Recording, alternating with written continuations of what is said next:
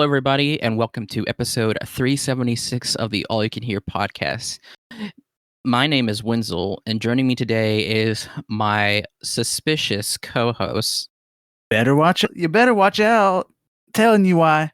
Santa Colt is already in town. He lives here. Hey, it's Colt. Santa Colt is in your house right now. Yep, I'm in the attic, just talking to your cat. And for some reason, you don't care about what the cat's up to. But hey, he's the only one I'm not going to kill. Okay. Nobody knows quite yet what we're talking about, but did we ever find out what happened to the cat? I don't think so. The cat just really is never brought up again after the what's her name got. Okay, I'd like to think the cat kind of knew the situation and just got the fuck out of there. I'd hope so, but I don't think so because he was in the attic at one point. No. I think his only target are humans. I think the cat's fine. Yeah, you're right. Look, this reasonable guy would never hurt a cat. Hey, what is it they say about serial killers? They don't kill small animals. Oh, excuse me. My bank is calling me. Sorry, that wasn't the bank. That was a man saying he'd lick my butthole. And then he giggled. Yeah, exactly. That was another thing about this guy. Are you sure he's reasonable? That cat's dead. He probably put it in a pillowcase and slammed it against a sidewalk. In my fan version of this movie, I like to think the cat ran away, and yeah. Okay. You know what? I would like to see that movie, the movie of a cat running away from the Black Christmas event and going on to live an eccentric life, I think. Surrounded by killers throughout history. Yeah, I think that would be fairly interesting. Okay, so if you couldn't tell, in the spirit of Christmas, of love and Jesus Christ and Hallmark films, we watched recently Black Christmas, and we're going to talk about it. We're going to do a review and discussion of this 1974 Canadian slasher flick. Okay, so obviously big spoilers ahead. I'll just go ahead and say this. Black Christmas is a story that follows a group of sorority sisters who receive threatening phone calls and are eventually stalked and murdered by a killer during the Christmas season. All right, so if you don't want to be spoiled, if you want to watch the movie for yourself, it's on Tubi. It is on Prime, I believe, but I think your best bet would probably be Tubi. It's just, free with ads. I think we watched it on Tubi, actually. It's on Peacock if you have Peacock. Yeah, so go check it out. Definitely we recommend to check it out. But yeah. So again, full spoilers after this. This is inspired by the urban legend of the babysitter and the man upstairs. This is based on an urban legend that dates back to the 1960s about a teenage babysitter who receives telephone calls that turn out to be coming from inside the house. And the story has been adapted actually many times. And also, too, it's based on a series of murders that took place in the Westmount neighborhood of Montreal, Quebec. Oh, so these Canadians are a little weird. They get their fun jollies off by making prank calls where they harass people and murder. You're like a little pig, a little slut pig. Okay, actually, when Colt does these bits, these are actual lines from the movie. That's not a bit. It's a bit, but it's actually from the movie. So this is directed by Bob Clark, and the screenplay is written by Roy Moore. Cinematography is done by Reginald H. Morris, edited by Stan Colt. The music is by Carl Zitterer. The budget is $686,000, and the box office got a $1.3 million Canada, but then I got a $4 million worldwide international box office too. The length is 98 minutes, which is an hour and 38 minutes. So it's not nice tight 90 minutes. Yeah, and Roy Moore originally wrote the screenplay under the title "Stop Me," which is like a very I don't know, just a kind of a brutal sound to it. Stop Me, like shit, dude. Is that the fucking dude that was running for something in Alabama? Roy Moore, isn't he the pedophile? I don't know if it's the same Roy Moore. They might have similar names though. I mean, Damn, they do have the same name. That's unfortunate. Woof. yeah, because like you really think former Chief Justice would have wrote the screenplay for Black Christmas? Come on. I don't know. He's 77, so anything's possible. I know, anything's possible. You're right, but yeah, and then yeah, and there was many alterations made to the script, but they shifted specifically to a university setting with young adult characters, and it was mostly shot in or it was all shot in Toronto. And by the way, all this information I'm getting off just the Wikipedia.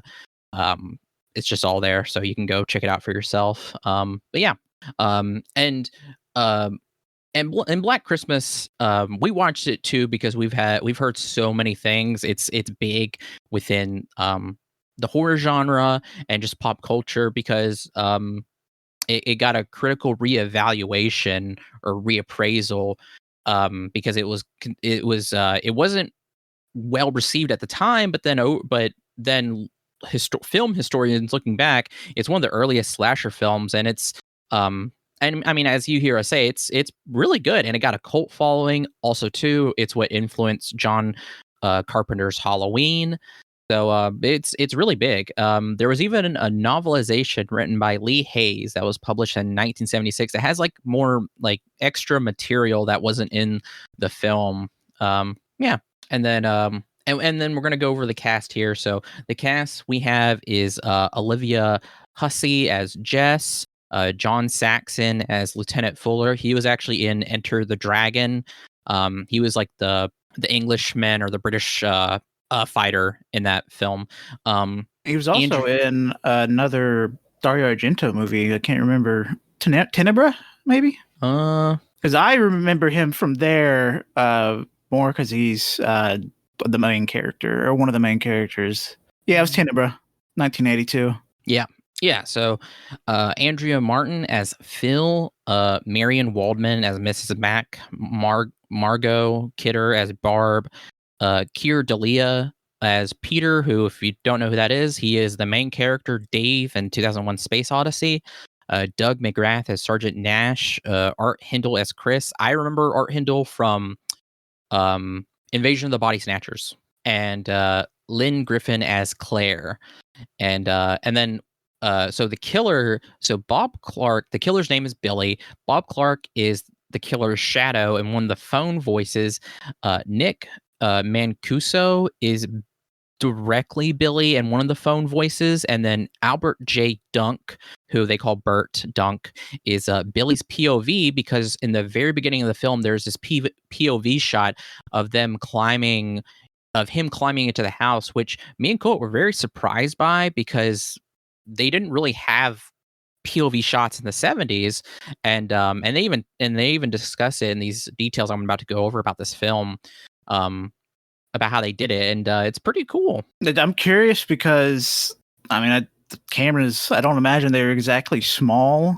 but hell yeah, you slap a GoPro on the George Washington, and I want to see how he crosses that goddamn Delaware. So going into production here, I already told you about the urban legend. Moore also claimed to have been inspired by murders that occurred in the holiday season, like I said, in Westmount area of Montreal. As noted in an article for The Telegraph, the murders, which occurred in 1943, were perpetrated by a 14-year-old boy who bludgeoned several of his family members to death. Not good. Not good. Director and producer Bob Clark, who had felt the original script was too much of a straightforward slasher film, made several alterations in dialogue and also incorporated humorous elements into the film, particularly the drunkenness of Barb and Mrs. Mack, the latter of whom Clark based on his aunt. Clark, so his aunt, it was a alcoholic, so is Barb, but his aunt's definitely an alcoholic, because both of these characters were drunk constantly. And when they weren't, they're like, where can I get a drink? Miss Mack was hiding bottles around the entire house. And every scene she's in, she's like, where's my cat? Anyways, let's go drink this bottle I hid in the toilet. And then Barb was so upset about what happened between her and her mother, she just drank the entire movie until the last time we see her is when she's in bed and she's being killed. Yeah. Clark felt that college and high school students had not been depicted with a sense of reality in American film, and that he intended to capture the astuteness of young adults, college students, even in 1974. This is a quote from him: "Are astute people. They're not fools. It's not all bikinis, beach blankets, and bingo."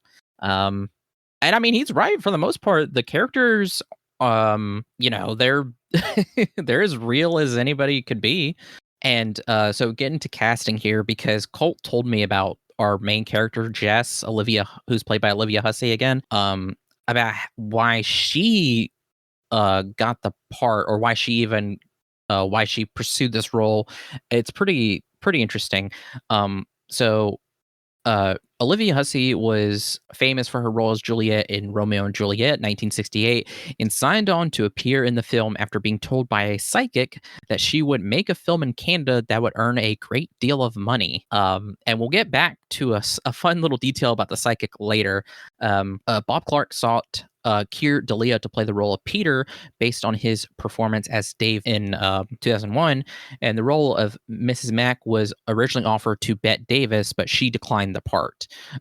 Margot Kidder was cast in the role of Barb, and said she had been attracted to the character because she was wild and out of control, and not a conventional leading part. I will say too, because we see Barb so much of the movie, I thought she was the main character. Until we stopped seeing her, because she she falls asleep, and the stuff happening with Jess being more tied to what was happening with the phone calls. I thought that was very interesting. Yeah, they There. kind of set her up to. I thought she would be the main character. All she does is get drunk, tells a cop to call fellatio, and then gets killed. Yeah. Also, Dave Bowman, does he get mad about abortion and smash a piano in Space Odyssey? No. Damn. I know. Non-character. For the role of Claire Harrison, whose murder jumpstarts the film's plot, Toronto native Lynn Griffin was cast after her mother, who was also a casting agent at the time, got her an audition. Griffin would go on later to star in Curtains, 1983, and the acclaimed television series Wind at My Back, that ran from 1996 to 2001. I don't know either that movie or that show, but there you go. Curtains is a very familiar name. I have no idea. It's a slasher film. Okay, I see. Oh, really? Yeah. Okay. I didn't realize that. Also, no, Canadian, of course.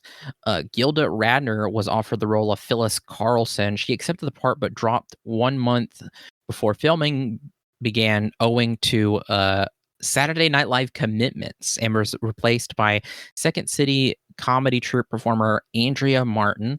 The role of Lieutenant Fuller was originally given to Edmund O'Brien, but upon his arrival to the set, however, the producers realized he was unable to fulfill the role because of his Alzheimer's disease. So John Saxon, who read the script prior, was given the role, and actually Clark intended to cast Saxon, but there was a miscommunication between Clark and Saxon's agent, and that resulted in O'Brien being casted. So, and then for the role of Billy, Italian-Canadian actor Nick Mancuso was cast as one of the main voices in the phone call sequences. When auditioning for the role, director Clark had Mancuso sit in a chair facing away from him so as not to see the actor's face. Clark then had Mancuso experiment with different voices in order to come up with one that was right for the character, with Clark later offering him the part, which one of the voices he came up with was, or how he came up with it was also interesting. Again, we'll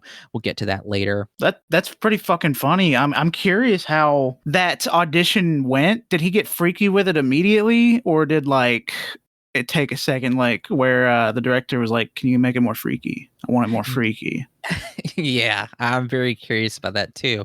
Now, okay, so in filming, scenes in the film involving POV shot of Billy scaling the house was accomplished through the use of a rig designed by Burt Dunk, which was attached to his head as he climbed up the side of the house. So they literally just put the camera on his head and he moved up the side of the house. And then Claire Griffin's death scene, which was shot with a handheld camera in a real closet, was accomplished only in a couple of takes because that was genuinely her surprise when he jumps out of the closet at her. And she was quoted as saying, "It was a total shock because I didn't really know when to expect him to jump out." And then shots of Claire's corpse in the rocking chair, that was actually her sitting there. That wasn't a dummy or anything. That was her wearing an actual plastic bag over her head for extended periods of time. She stated that these scenes came relatively easy to her because she was a fairly good swimmer, so she could hold her breath for a long time, and she could also keep her eyes open for a long time without blinking. You know what? That's stupid.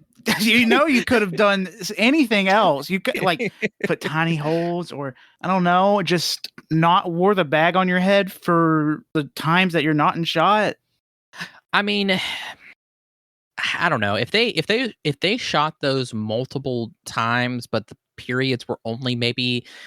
I don't know if she could hold her breath like for as long. I mean, which she did. I mean, hey, you know what? Go for it. Because I mean, it's not like the bag is, it's not like it can't come off or anything. So I mean, if she could just sit there and hold her breath and then they take it off, I mean, she's fine. Hey, you know what? Let's do this experiment, but with like Kathy Bates. Okay. Margot Kidder remembered the shooting of the film as being fun. She really bonded with Andrea Martin while they were filming in Toronto and Ontario. My bad. They also filmed in Ontario. But she said that Olivia Hussey was a bit of an odd one. She was obsessed with the idea of falling in love with Paul McCartney because of her psychic. We were a little hard on her for things like that. So that was the bit I mentioned earlier about the psychic coming back. Colt told me that about her. The psychic said that she was going to fall in love with one of the Beatles, and he couldn't remember which one. So yeah. And then the composer of the film score, Carl Zitwer, stated in an interview that he created the film's mysterious music by tying forks, combs, and knives onto the strings of the piano to warp the sound of the keys. I will say the sounds and stuff like that were really good, really creepy. So, oh yeah, I thought that was pretty interesting. Zitwer also stated that he would distort the sound further by recording its sound onto an audio tape and making the sound slower. The audio for the disturbing phone calls was, as I said before, performed by multiple actors. Mancuso stated in an interview that he stood on his head during the recording sessions to compress his thorax and make his voice sound more demented. What the fuck? That's strange. Yeah, so that was one of the things I mentioned earlier, is that's how he had those very weird voices. And then also too, he said Mancuso spent only 3 days recording dialogue for the character, later recalling the experience as being very avant-garde, with Clark encouraging him to improvise the character's voice. And then what was also interesting too is that during preparation in 1975 for the film's American release, Warner Bros. Studio executives asked Clark to change the concluding scene to show Claire's boyfriend Chris, who's played by Art Hindle, appear in front of Jess and say, "Agnes, don't tell them what we did," and then kills her. However, Clark insisted on keeping the ending ambiguous. I'm glad they did, because I like this ending a lot more. I did too. I really liked it. And Clark stated that in the interview that he came up with the film's official title, saying that he enjoyed the irony of a dark event occurring during a festive holiday. But now what was interesting though is for the US theatrical release, Warner Bros. Changed the title to Silent Night, Evil Night. That's a stupid name. That's a very stupid name. I hate it. Let's see here. I'd rather them go with Stop Me. See, Stop. I think Stop Me would have been good, but I think Black Christmas is, fine. Oh, it's the best name possible. Stop Me is also a bad name too, but it's better than Silent Night, Evil Night. Now, what was also interesting is that Black Christmas had a tough time during its theatrical run initially because it was competing with The Godfather Part 2 and The Man with the Golden Gun. Another 007 fighting also with the too- Godfather. The reason why for the American release, Warner Bros. Changed the name was because they thought it would mislead audiences into believing the film was a blaxploitation film. Huh? Yeah, a blaxploitation film. How would Silent Night, Evil Night be a blaxploitation film just from the name alone? Okay, Colt, I want you to take a step back. Think about what I just said. I said they changed the name. Oh, The Black American Christmas. release. Yeah, you're right. You're right. Fuck, just lob off my neck. Kill me. Hey, I told you to take a step back and rethink what I just said. So, and the film was actually the third highest grossing Canadian film of all time in Canada, with a gross of $2 million behind The Apprenticeship of Duddy Kravitz and the French language film Du Femin, or sorry. I thought the or was part of the sentence, not the title. And then the television broadcast is interesting. So the film got its title changed for TV as well. It was called Stranger in the House, and it was set to have its network television premiere on Saturday night of January 28th, 1978 on NBC's weekly Saturday Night at the Movies.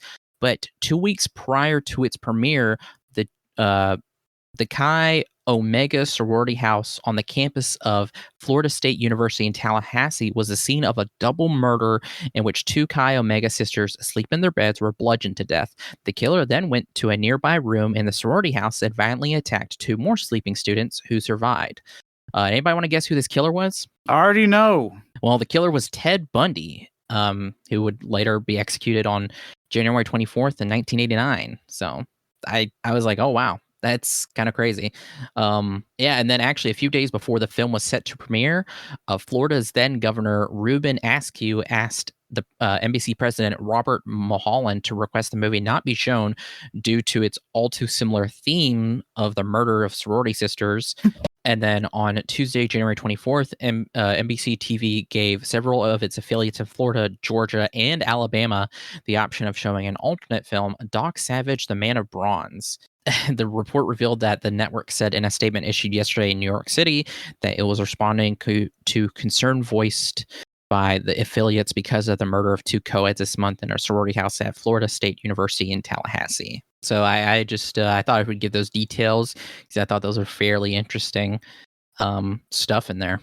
But yeah, so as usual with these review and discussions, we're also going to tell you the plot. We're going to walk you through it and just talk about it as we go through it. So here we go. An unseen man climbs the exterior of a sorority house where a Christmas party is being held and enters the attic. Again, this is the POV shot that we get. The house phone then rings. Sorority sister Jess Bradford answers to discover it is an obscene phone call from a person who has called before, whom the sorority has nicknamed the Moaner because he moans and says wild shit. Jess and the other sorority members listen as the caller rants and screams in strange voices before abruptly threatening to kill them. Upset by the call, a younger student named Claire Harrison decides to leave and goes upstairs to her bedroom to pack her suitcase. There, unbeknownst to the rest of the sorority, Claire is attacked and asphyxiated by the intruder. Yeah, it sets up strange.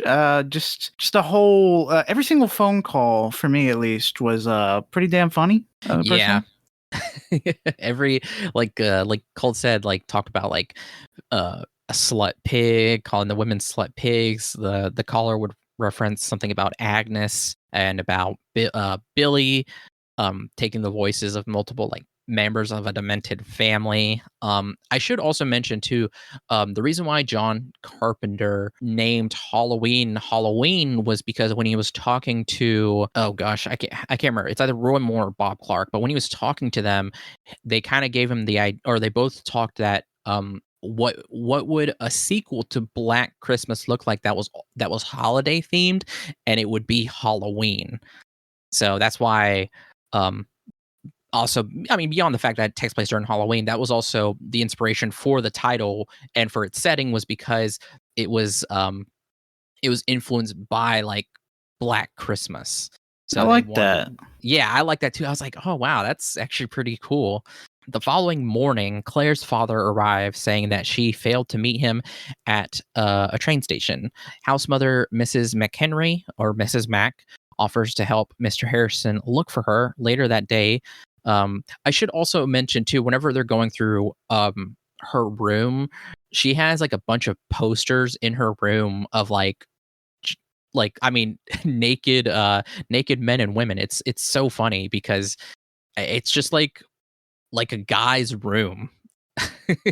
and her dad is like upset. He's like, I didn't have her come here to goof off and party or whatever. And it's just like, I don't know, man. Like, let these young people be young people, my guy.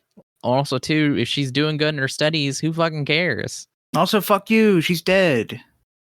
He doesn't know that. Well, yet. Later that day, Jess informs her boyfriend Peter that she is pregnant and plans to undergo an abortion, much to his disapproval, which was so funny because he was just getting so upset about it. And then he'd be like, I don't care, whatever. It's like, he's like, this is the most important decision ever. And then whenever like she wants to talk to him, whatever, he's just like, I can't deal with this right now. I have a piano recital. I have to play the piano. It's like, I just can't deal with this right now. But then wants her to drop everything so that they can discuss this, but he doesn't want himself to drop everything that he's doing to discuss this very important decision. That's so fucking important.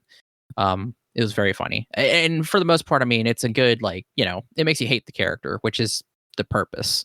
But at the same time, is that the intention, really? Like, at the time frame in the 70s, like, what was the social standing on abortion?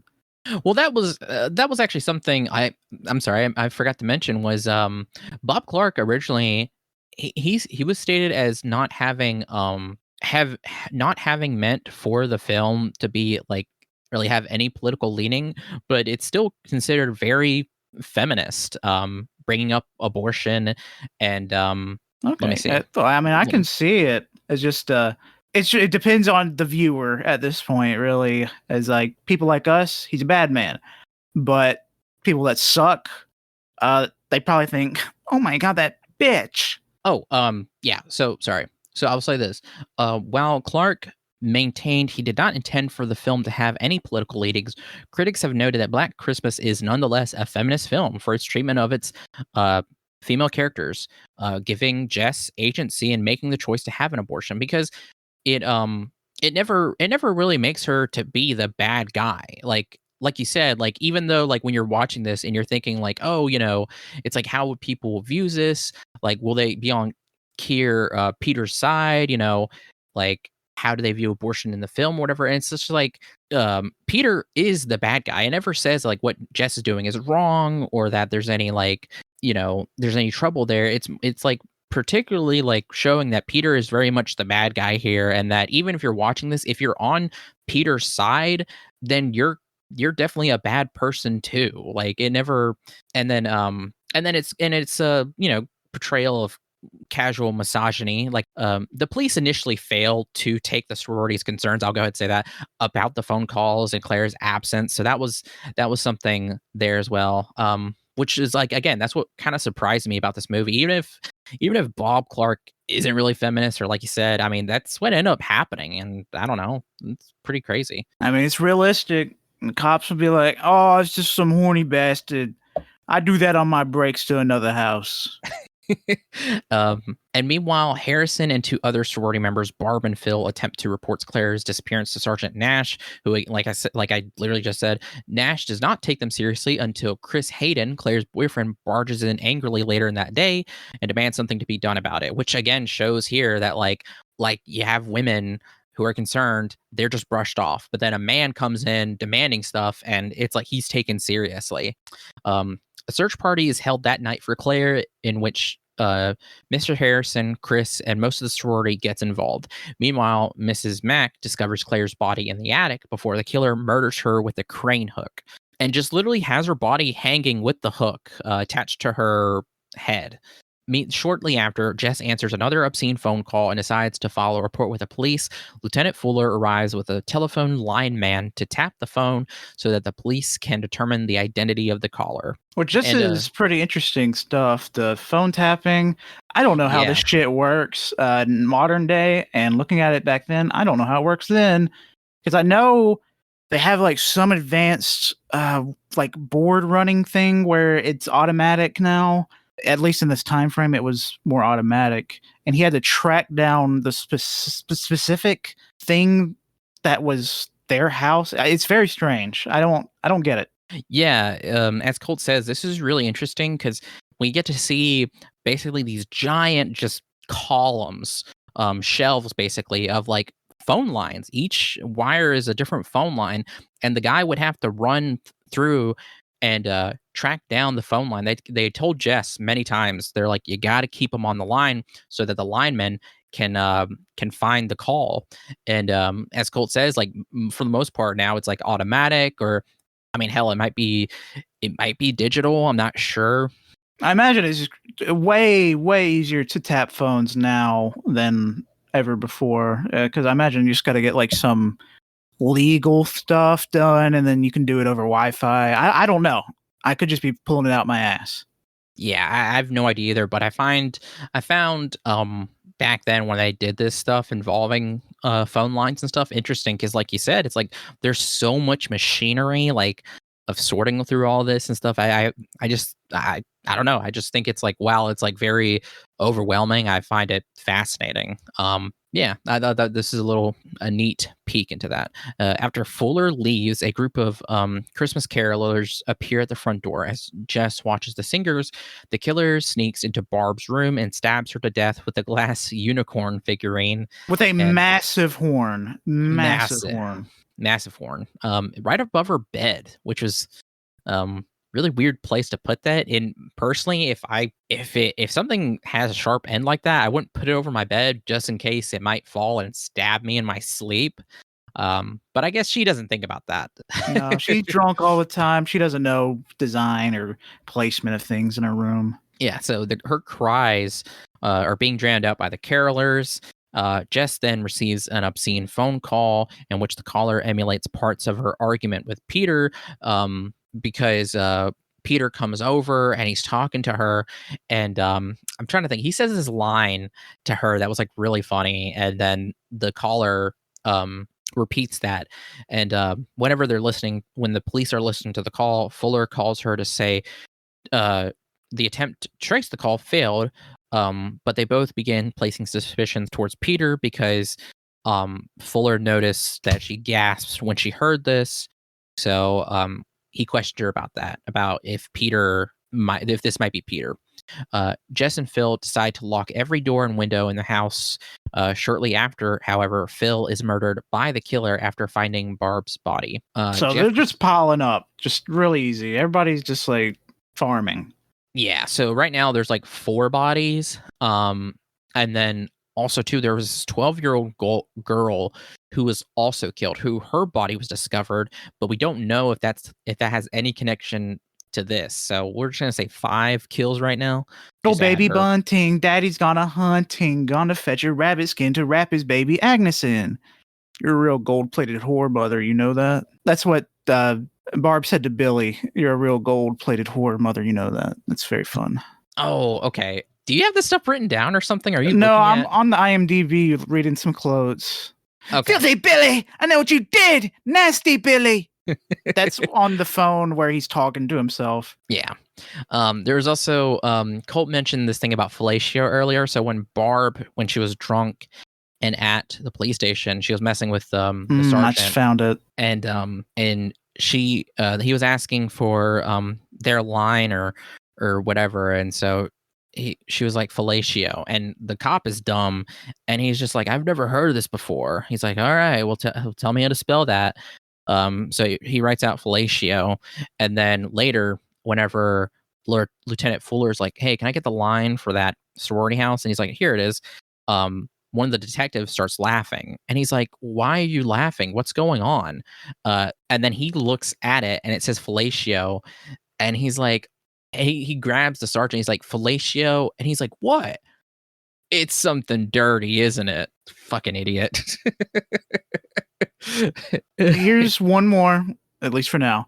Billy quote. This is the one that, like, I remember. It's funny because it's absurd, but you should never say this to someone unless they want you to. Quote, let me lick your pretty piggy cunt.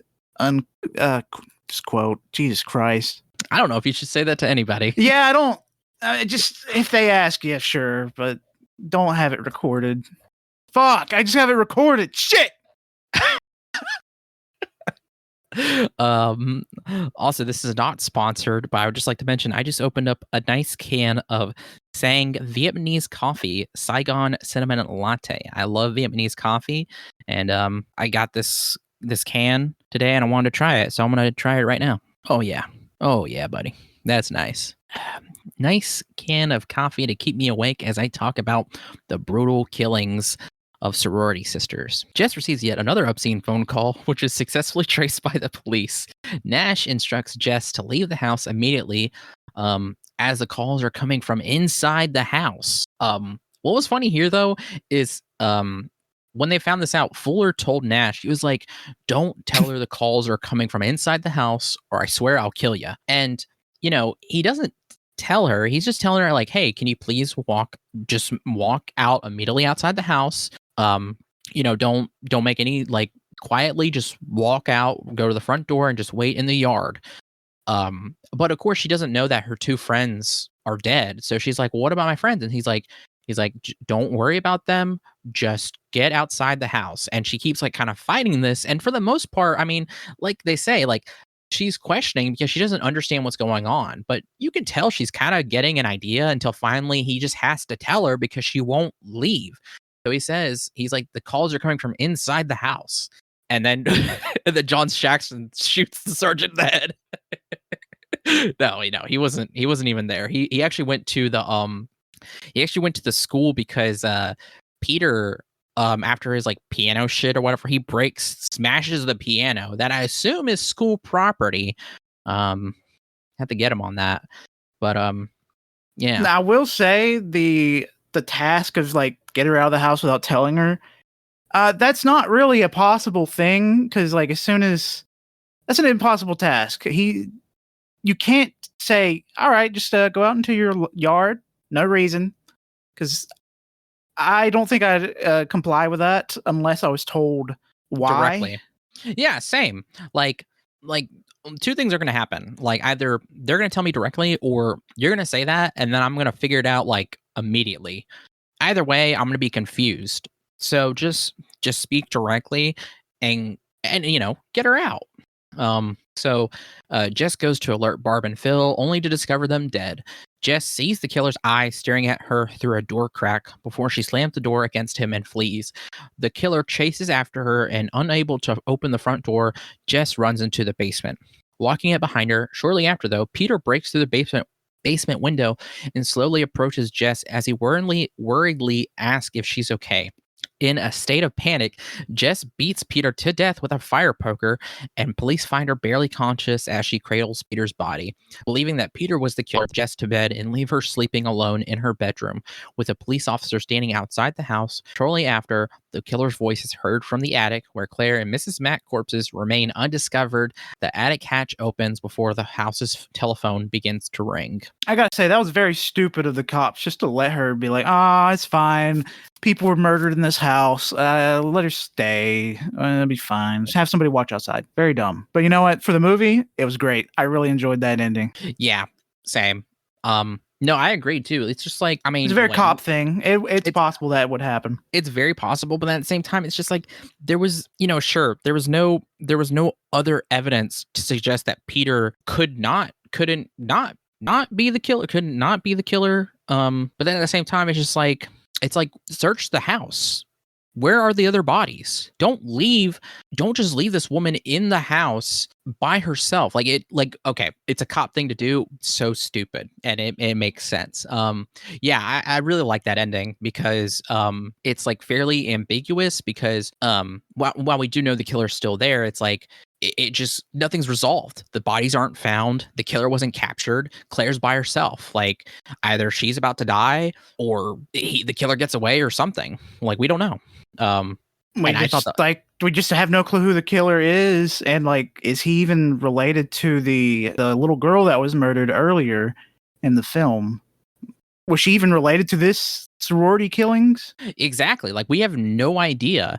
And then like we don't know like why, like I mean really we don't know who he is. We never see his face. We only see his hands and his eye, and that's it. We have no idea. And I think for the most part, like that's pretty dark and brutal. And it's the earliest slasher film too, so it makes sense. It's just so strange that the director, Bob Clark, is just he's known for this because this is such an iconic movie, but he's more so known for Christmas Story, Porky's, and a bunch of other family-friendly schlop movies that he never went back to horror after a certain time frame, and I found that very strange. It's very weird. Now what's also interesting too was he actually grew up in Birmingham, Alabama. What the fuck? That's probably why Super Babies were made. Super Babies Origins Birmingham. But no, he doesn't really. His most notable works here, I'll tell you. So, Black Christmas, A Christmas Story, Murder by Decree, Tribute, and Porky's. So, I mean, 5 films, you know, not too bad. But then whenever you're also known for other, you know, bad stuff as well, it's just kind of like, So, wow, that's interesting. That's crazy. So, apparently him and his younger son, Ariel Hanrath Clark, who was 22 at the time, were both killed in a head-on collision car crash on the Pacific Coast Highway in LA. April Jesus 4th, Christ. 2007. Yeah. The crash occurred when an SUV crossed the median and struck Clark's car, causing the closure of the highway for 8 hours. Police determined that the SUV's driver, Hector Manuel Velasquez Nava, had a blood alcohol level of 3 times the legal limit and was driving without a license. The driver initially pleaded not guilty to 2 counts of gross vehicular manslaughter, but changed his plea to no contest and was sentenced to 6 years in prison under the terms of a plea agreement in October 12th, 2007. Damn. That's insane. 6 years? That's such a... Damn. You can accidentally kill 2 people. Just 2 people dead forever. And you know what? Take 6 years off. Well, and the thing is, too, is he pleaded to not guilty. I feel like when you plead not guilty, when you're clearly guilty and you're proven to be guilty, don't you get a harsher punishment? I don't know. Well, that's... that's something. Damn. That's insane. Okay. Well, there you go. Be on the lookout for those trucks. Don't let those trucks see. If you see someone drinking behind the wheel, give them a high five, but get away from them. Jesus Christ. Well, there you go. That's 1974's Black Christmas. Like I said, we actually had a great time with it. I felt like Cole, it was pretty, like, it was surprisingly feminist and one of the earliest slasher flicks. It inspired and influenced a lot of films later on, and it was very, I mean, for the most part, the characters were very smart and self-aware, and I thought the ending was great. I personally give it 4.5 out of 5. Yeah, I loved it. I too gave it 4.5 as well. It's a great film, a great slasher film, and I'd say it's a great film for this time of year because it's Christmas. This is better than Die Hard. I haven't seen Die Hard, so it's hard to say, but I put it in the same level. It's a Christmas movie. Do you think Die Hard is a Christmas movie? I mean, technically, because it's set during Christmas, but it's also technically not. We'll see. Okay. You know, there's always talk about like what makes a Christmas movie, and I can't remember if Tanner has said exactly his requirements for a Christmas movie, but I know for a fact Tanner always says Die Hard isn't a Christmas movie because the story's not focused on Christmas, or like Christmas doesn't really play a huge part of it. I mean, technically, Black Christmas is only a Christmas movie because it takes place during Christmas, and it's a title. Also, too, see, I was like, okay, you know, that's fair to say. Like, if you want a straight up Christmas movie where, you know, the cover has Christmas elements on it, it's strictly about Christmas, sure, fine. But then I was thinking too, I was like, well, most Christmas movies, like, how much of the story has to be about Christmas, because like, okay, so like I said, if we're going by poster stuff, right? Black Christmas actually has a bunch of stuff Christmas related on the cover. It has Christmas in the name, and it takes place on Christmas. So, would you consider that a Christmas movie? But then Die Hard doesn't really have Christmas stuff on the cover. It just takes place on Christmas, right? But then like if you think about a Christmas movie, it's like most like what Hallmark Christmas movies or most that you see, like I mean, it's either about Jesus or it has to be about Santa, or like, sorry, mostly when I think of Christmas movies, I either think of that or I think of romances, right? Where like It's always like, gotta get home for the holidays. I'm gonna be home for holidays. I don't have a girlfriend, or it's pretty much just mostly that. right, or like somebody goes back to their small town or goes back to their town because they don't have the Christmas spirit, so they have to find it, but then they meet this guy or this gal who like inspires the Christmas spirit back into them, or whatever. Yeah, so like my thing is like if you want like more like not directly Christmas movies, but they take place around the time, or they take place on Christmas. I mean, I don't know, watch Die Hard, watch Black Christmas, hell, even Green Knight. I saw where A24 posted on their thing that saying that on their like I think Instagram or whatever, saying like Green Knight is a Christmas movie, and Green Knight takes place on Christmas Day, and throughout the story, a year passes to the next Christmas. So like it's a Christmas story. I don't know. Say that again. It's a Christmas story. Some kind of Fantastic Four. Like I just can't imagine being like, oh yeah, I want to watch just straight Christmas movies, and like all of them are like dog shit.